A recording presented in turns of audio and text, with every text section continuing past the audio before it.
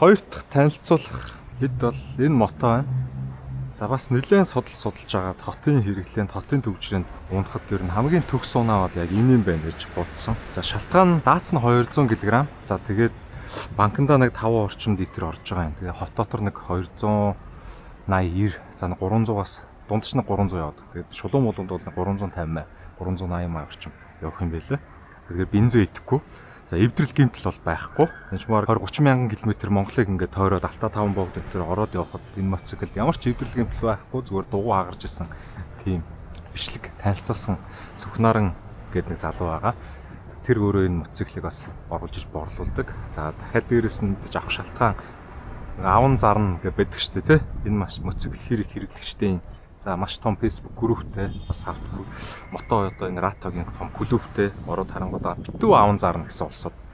За тэгээд ингээ хот дотор хэрэглээнд унахад бол хамгийн төгс ер нь бол бензин идэхгүй гоё юм байна гэж ойлгосон. За тэгээд дээрэс нөгөө том мотонууд шиг юм огцом хүч мүч ингээд алж хятчихар зүйл байхгүй. Айгүй гоё смут явдалтай. Тэгээд хагас автомат буюу одоо нөгөө конс байхгүй. Энд чинь харж байвал конс байхгүй.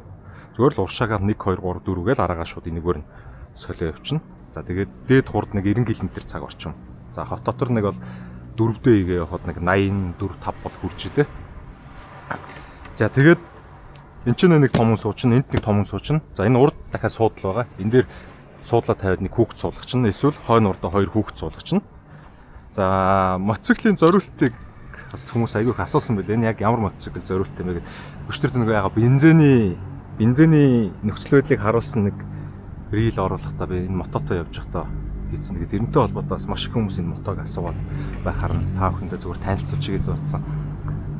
За хагас автомат гэдэг нь өөрөө авах шалтгаан болсон. Хараа солихгүй, конс байхгүй. За тэгээд 80 км цаг хүртэл хурдалчихна. Дац маш сайн 200 кг, эвдрэл гэмтэл байхгүй, бензин идэхгүй. За тэгээд нөгөө авсаархан за 140 орчим кг жинтэй байгаа. За тэгээд дээрэс нь нэмэлт ингээ бокс бас тавиулаад авцсан. За уг мотоциклийн зориулт ер нь бол оффроуд зориулттай. Энийг авж байгаа хүмүүс дандаа монголоор нэг аялдаг оффроуд одоо нэг юм замаар дандаа явж аялдаг залуучууд байгаа. Миний хувьд л ингээд эсрэгээр нь буюу хотын нөхцөлд ингээ унаад хүүхдүүдэд зөөгч одоо ашиглаад байна гэх юм уу. За бокс бол айгүй гоё. Боксонд бас нэлээд их зайтай 9 шидийн юм орчин. За энэ дотор ингээ хамгаалалттай бас каск малгай байж байна. За бас нэлээд гоё бокс тоо. За тэгээд нөгөө гол юмнууд ч одоо эвдрэл гэмтэл байхгүй, буцаага зарагдахад асуудалгүй өнтергээд бас хүмүүс байгаад байдаг шүү дээ. Тийм тэр нь асуудалгүй. Аван зарна гэ битүү, сэлвэг нь битүү. Одоо эвдрэхгүй машин, эвдэрдэггүй мотоцикл сэлвэг бас битүү байгаа л лээ. Энэ хөдөлгөгч нь бараг сая төгрөг байлоо да дангаараа. За амортизатор нэг 150 билүү 200 мянган төгрөг байсан. Одоо тэгээ энэ мотон дээр ч өөр юу байх юм бэ? Бүхэл юм байна да. За тэгээд унж муунахад тэр түлхүүр явчих. Ер нь тэгээд хотын хэрэглээнд тест өөр байна. Айгуу гоё. Тэгээ нэг авсаархын болохоор айгуу гой сүлжээ явцдаг. За бензин идэхгүй маа иччихт. За тэгээ мотоцикл байх хэвээр бүх юм байгаа. Хол ойрын гэрлүүд байна, аваар байна, тойл байна, баруун зүүн. За шингэн тормостой. За тэгээ энэ чинь нэг цилиндртэй гэсэн баг шүү. За тэгээ уц тогтоогч нь байна. За энэ бол мэдээж нэг уунж муунахад өвдөг хамгаалт давхар ингээ ачаа болчихно. Энэ урд дээр бас гоё юм тавиал гоё болохоор байгаа юм сакс центр. За тэгээ хойноо ингээ нэг хүүхдээ суулгач нь урдаа энэ чинь нэг сандлаа тавиад нэг хүүхдээ суулгач нь. Тэгээ асал центр бүгд автомат ингээл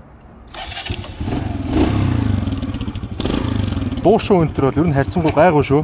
Айгу намуухан яг 1 2 3 мураар жоох өксөрөөд орилуулахад жоохон дуугарна.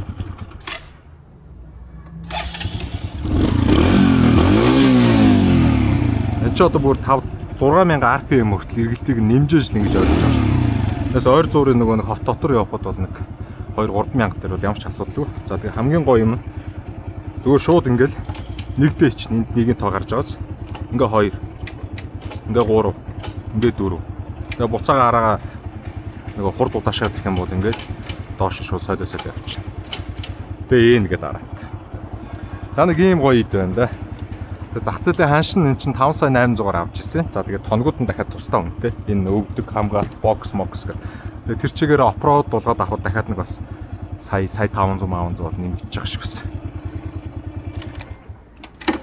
Яг бокс тавиа жоохон овртой байгаад байгаа юм. Боксыг авч хаяад энэ нэг хөндлөн төмөр байгаад байгааг нь авч хаяад энэ өвдөгний энэ хамгаалтыг аваа хийчих юм бол яг жижигхэн мопед скутер шиг болчихно. Тэр нь овер инжин.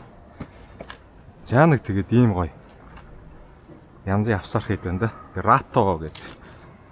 За бас л тэгээд нэлээд л судалж хагаад Монголд бол шалгарсан юм байна гэдгийг нь үзэж байгаа л авсан да.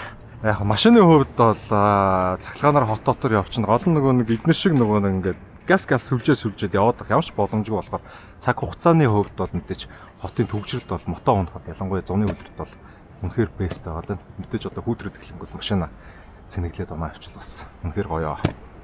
За тэгэхээр та нар Рато Монголиа гэдэг газартаас хологдоод энэ моциклийн мэдээллийг авна үз. Энэ 26 оныхын загвар шүү дээ. За баярлалаа. Удахгүй дараагийн влогоор.